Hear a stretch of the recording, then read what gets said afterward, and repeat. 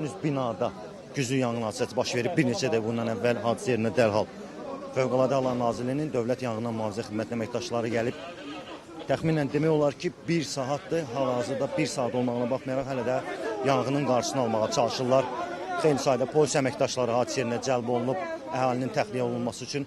Məlumata görə bir nəfər, hələlik aldığımız məlumata görə bir nəfər xəsarət alıb hadisə zamanı.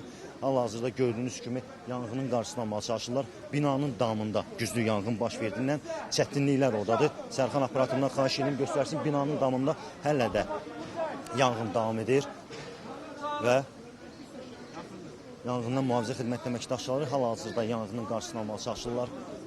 Bir daha qeyd edim ki, yanğının qarşısı tam aldığından sonra tamamlama işləri bitdikdən sonra əlavə hadisənin baş vermə səbəbləri və ümumiyyətlə hadisə barədə məlumat veriləcək və Fövqəladə Hallar Nazirliyi əməkdaşları bildiriblər ki, açıqlama olacaq hadisə ilə bağlı məlumat veriləcək və hal-hazırda da gördüyünüz kimi yanğının qarşısını almağa çalışacaq və ətrafda demək olar ki, xeyli sayda polis əməkdaşları, təcili tibbi yardım briqadasının əməkdaşları, Fövqəladə Hallar Nazirliyinin əməkdaşları hal-hazırda hadisə yerində işlər aparırlar.